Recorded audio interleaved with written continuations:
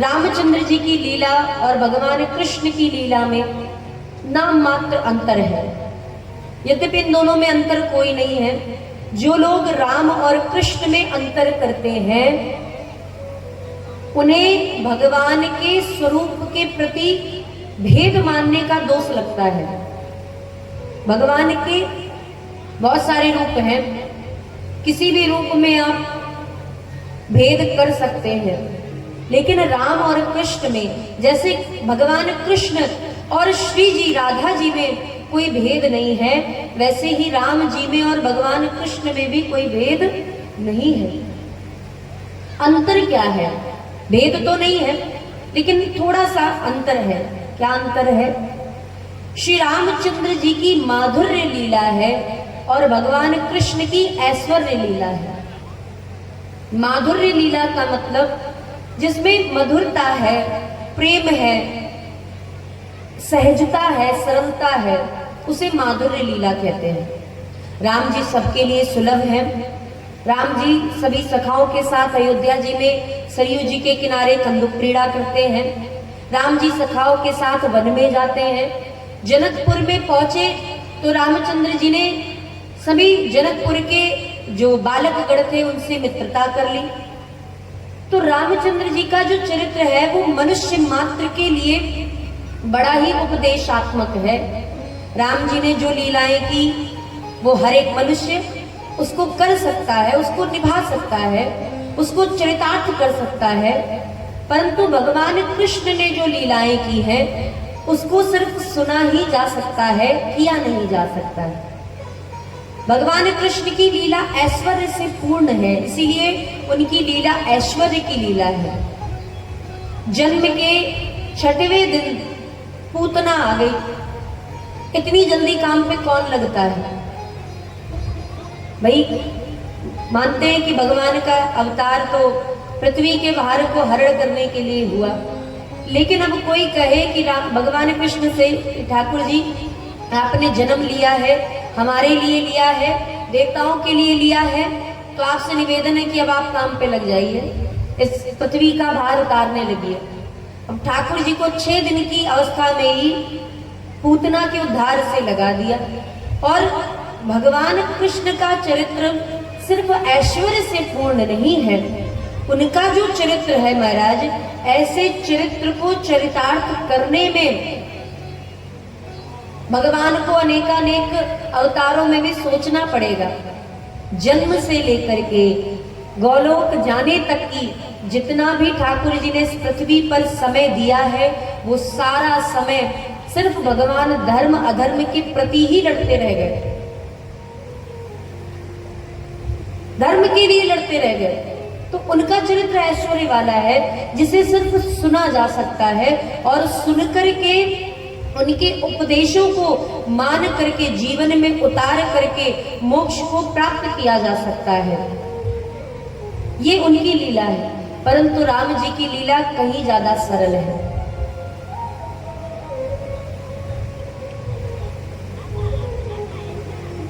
गोस्वामी जी ने रामचरितमानस के विश्राम में कहा, पाई परम विश्राम।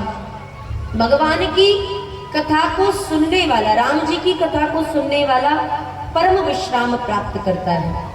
कौन सी कथा? हमारे और आपके दिमाग में एक बात बैठी हुई है कि मोक्ष तो केवल भागवत कथा सुनने से ही मिलता है, राम कथा सुनने से मोक्ष की प्राप्ति नहीं होती। ऐसा नहीं है। गोस्वामी जी के शब्दों में अगर श्रवण करें, पाइए परम विश्राम। गोस्वामी जी कौन है? संत हैं। और संत की दृष्टि में संतों के लिए मोक्ष से ज्यादा बड़ा है भगवान की भक्ति का मार्ग। भरत जी महाराज तीर्थराज प्रयाग में पहुंचे, संगम को देखा तो एक तरफ गंगा जी बह रही थी, एक तरफ यमुना जी आ रही थी। दोनों में अलग अलग जगह जाकर के स्नान किया।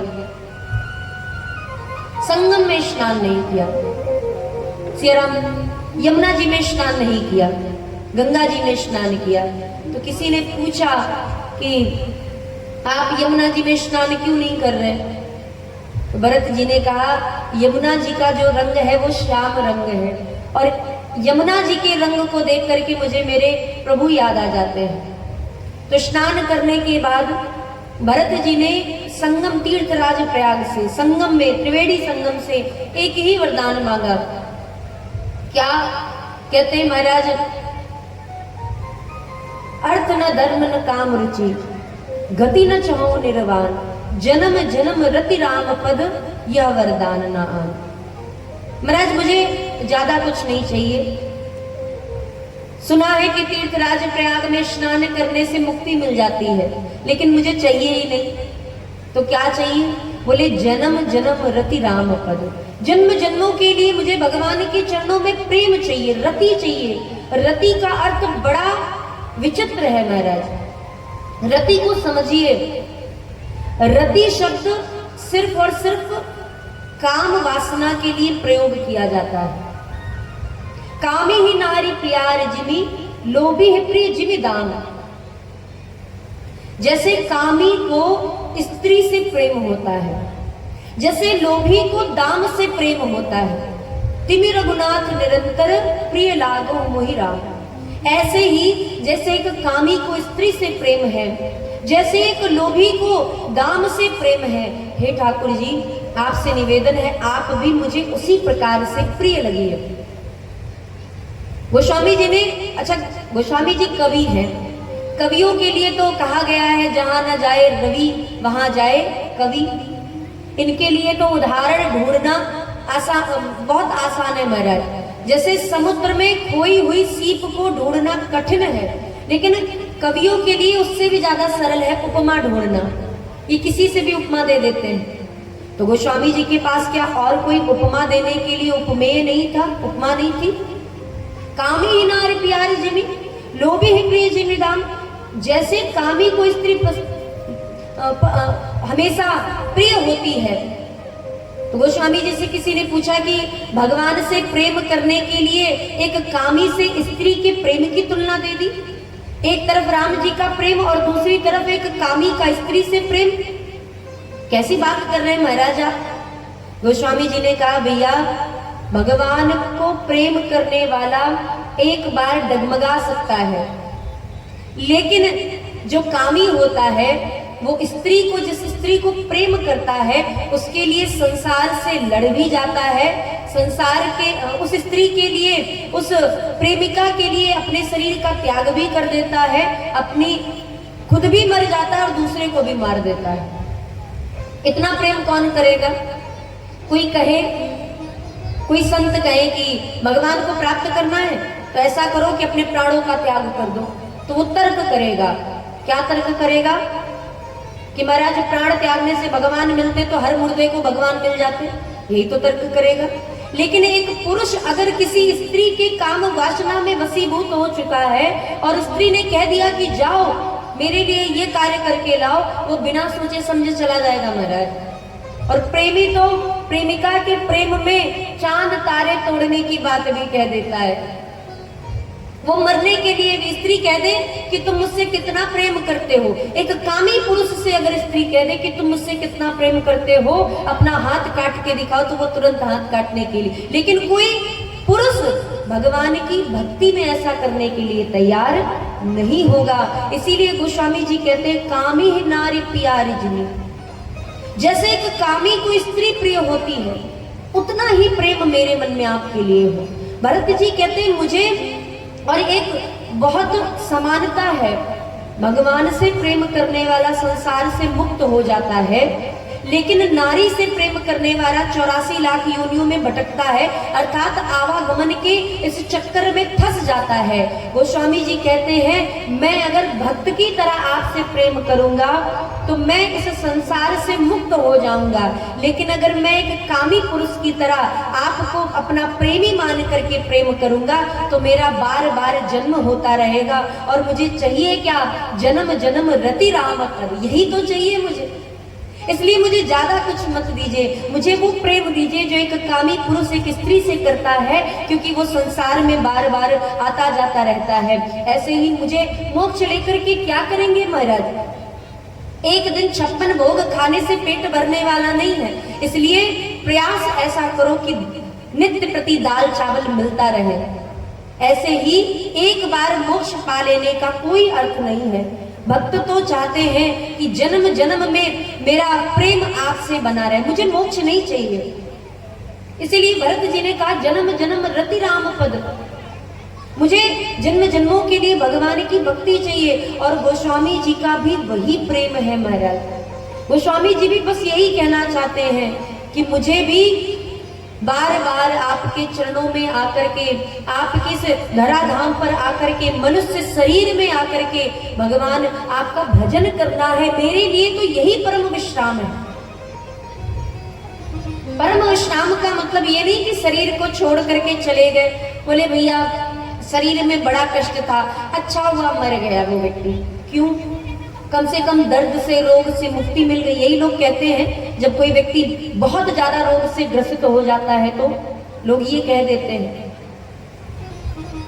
लेकिन परम विश्राम क्या है कि थोड़ा सा काम करने के बाद व्यक्ति आए अपने घर में सुकून से भोजन करके रात्रि में निश्चिंत होकर के सो जाए और दूसरे दिन पुनः उठ करके अपने नित्य कर्म को करता हुआ फिर घर को वापस आए, फिर विश्राम करे। ये जीवन हर एक मनुष्य को चाहिए, अपने बुढ़ापे में चाहिए। अब तो बुढ़ापा भी बहुत जल्दी आ रहा है। जब से कोरोना का समय आया महाराज, समय कितनी जल्दी बीत रहा पता ही नहीं चल रहा है। पहले समय पता चलता था कि 2017 प्रारंभ हुआ, अभी तो 2 महीने बीते। अब तो महाराज 2025 प्रारंभ होता है कि 26 आ जाता है। ये समय चक्र बढ़ रहा है। क्यों? क्योंकि कलयुग का समय भी बढ़ रहा है, तो ये बढ़ते बढ़ते और बढ़ेगा। अभी तो दिन फिर भी पता चलते हैं, जब कलयुग अपनी चरम सीमा पर होगा तो बहुत छोटे दिन होंगे महाराज, बहुत ही ज्यादा छोटे दिन। न दिन का पता न रात का पता, इसीलिए लोगों की आयु भी कम हो जाएगी। तो हर व्यक्ति अपने युवानी में, अपनी युवावस्था में मेहनत करता है और मेहनत करके सोचता है कि जवानी में काम कर लेंगे, 40 साल तक घर बना लेंगे, बेटी बच्चों का विवाह कर देंगे, उसके बाद 50-60 की उम्र में आराम से बैठ करके भोजन करेंगे और आराम करेंगे। यही तो चाहिए। अब कोई व्यक्ति ये तो नहीं चाहता कि मैं बहुत थक गया हूँ महाराज, आज तो इतना ज्यादा थक गया कि अब तो मैं चाहता हूँ कि मुझे मौत आ जाए। ऐसा तो किसी ने नहीं सोचा होगा, ऐसा तो किसी ने नहीं कहा होगा। जबकि जानते हैं कि अगर एक बार मृत्यु आ गई तो सारे झंझटों से मुक्ति मिल जाएगी। हर व्यक्ति जानता है, परंतु फिर भी कभी मृत्यु नहीं मांगता है, परम विश्राम मांगता है। उसे विश्राम चाहिए। वो संसार से लड़ने के लिए तैयार है, वो परिवार समाज से लड़ने के लिए तैयार है। किस लिए? सिर्फ और सिर्फ विश्राम के लिए, शांति के लिए, सुख के लिए। और गोस्वामी जी यही तो कह रहे हैं, पाइए परम विश्राम। भगवान की राम कथा को सुनने से क्या मिलता है? तो कहते हैं पाइए परम विश्राम। गोस्वामी जी की दृष्टि में मोक्ष बहुत तुच्छ है। मोक्ष नहीं चाहिए, एक बार नहीं मरना है, हमें तो रोज जीना है, हमें तो नित्य प्रति अच्छा जीवन व्यतीत करना है। इसलिए हर जन्म में भगवान के प्रेम का स्वाद चाहिए और इसीलिए मनुष्य तन चाहिए। कागभूषुंडी जी से पूछा गया, भगवान ने पूछा कि क्या चाहिए कागभूषुंडी जी? कागभूषुंडी जी कहते हैं, प्रभु मैं ये नहीं कहता कि मुझे आप अमर कर दो, मैं ये भी नहीं कहता कि मुझे आप मोक्ष दे दो, मुझे बस आप अपनी नित्य भक्ति दे दो। और नित्य भक्ति पाने के लिए व्यक्ति को बार बार इस धराधाम पर आना पड़ेगा, क्योंकि मोक्ष मिल जाने के बाद भगवान के स्वरूप में जीव लीन हो जाता है और भगवान की तरह ही हो जाता है। जैसे भगवान विष्णु की 4 भुजाएं हैं, तो जब मोक्ष का जो स्वरूप बतलाया गया शास्त्रों में, वो स्वरूप ये है, मोक्ष मिल जाने के बाद जीव भी भगवान चतुर्भुज नारायण की तरह हो जाता है। इसीलिए जब ग्वाल बालाओं को लेकर के भगवान वैकुंठ पहुंचे, ग्वाल बालाओं ने कहा कि कन्हैया अगर तू सचमुच में भगवान है तो मुझे तू अपना वैकुंठ दिखा। ठाकुर जी ने कहा ठीक है, और भगवान ने वैकुंठ दिखाया। अब जैसे ही ग्वाल बाल वैकुंठ पहुंचे तो भगवान वहां से अंतर ध्यान हो गए और सब भगवान की तरह दिखने लगे, चार चार भुजा वाले, एक ही जैसे, एक ही शकल के, और सबके साथ महाराज चार चार भुजाएं, सब सुंदर सी कमल की माला को धारण किए और चेहरे पर मंद मंद मुस्कान लिए, सोने के मुकुट पहने अपने ही आप में महाराज चले जा रहे थे। ग्वाल बालाओं ने कहा कि अरे ये कौन सी दुनिया में हम आ गए जहाँ सब चार भुजा वाले, अरे भगवान विष्णु तो एक ही है, यहाँ तो सारे के सारे भगवान विष्णु जी की तरह दिख रहे। तब ग्वाल बालाओं ने कहा चलो ढूंढते हैं कन्हैया को, अब बिना कन्हैया के तो वापस जाने से रहे, तो ढूंढो ढूंढो कहाँ है। तो ढूंढते ढूंढते एक स्थान पर पहुंचे जहां भगवान विष्णु विश्राम कर रहे थे, शेष सैया पर विराजमान हमारे सरकार को देख करके ग्वाल बालाओं ने कहा अरे भैया इस कन्हैया के तो बड़े यहाँ ठाट बाट है, देखो कैसे सिंहासन पे चढ़ के बैठा है, अरे यहाँ तो चार हाथ वाले ही नहीं, चार चार सिर वाले भी इसकी स्तुति कर रहे हैं। लेकिन जो भी कहो ठाट बाट तो बहुत है, लेकिन ऐसे ठाट बाट का क्या मतलब कि सिंहासन पर अकेले बैठ करके कन्हैया दूर से हम ग्वाल बालाओं को देख रहा है, हम सखाओं को देख रहा है। इससे बढ़िया तो हमारा गोकुल है, इससे बढ़िया तो हमारा व्रज धाम है, जहाँ पे हम कन्हैया के साथ खेलते भी हैं, बात भी करते हैं, झगड़ा भी कर लेते हैं, मन करता है तो घोड़ा भी बना करके उस पर सवारी भी कर लेते हैं, उसके साथ भोजन भी कर लेते हैं, उसके साथ यमुना जी में स्नान भी कर लेते हैं। हमें नहीं चाहिए ऐसा वैकुंठ जहाँ पे कन्हैया हमसे दूर रहे, हमें तो हमारा ब्रज धाम ही बड़ा प्यारा है। तो भक्त भी यही भाव चाहते हैं, भक्तों को नहीं चाहिए मोक्ष, भक्तों को नहीं चाहिए वैकुंठ, भक्तों को नहीं चाहिए वो परम धाम जहाँ भगवान को सिर्फ दूर से देखा जा सके, उन्हें तो वो धरा धाम चाहिए जहाँ पे भगवान का नाम लेकर के अमृत का पान किया जा सके, जहाँ पे भगवान के नाम को श्रवण करके, भगवान की दिव्य कथा का रसपान करके, भगवान के नाम का संकीर्तन करके उनके दिव्य स्वरूपों को देखा जा सके, उनके दिव्य स्वरूपों को, उनकी दिव्य लीलाओं को सुना जा सके, उनके नाम का रस का आनंद लिया जा सके। भक्त तो उस मोक्ष से ज्यादा उस भगवान की भक्ति की कामना करते हैं और इसीलिए वे निरंतर भगवान से बस एक ही प्रार्थना करते कि प्रभु जन्म जन्म रति राम पद। गोस्वामी जी की दृष्टि में वही परम विश्राम है, वही मोक्ष है। उनके लिए मोक्ष का स्वरूप ही यही है कि जहां राम जी की भक्ति हो जाए, संसार के प्रति वैराग्य हो जाए और भगवान के प्रति अनुराग हो जाए, उनके लिए तो वही मोक्ष है। इसीलिए पाइए परम विश्राम। सिर्फ भागवत कथा को सुनने से ही मोक्ष नहीं मिलता, मोक्ष तो राम कथा को सुनने से भी मिलता है।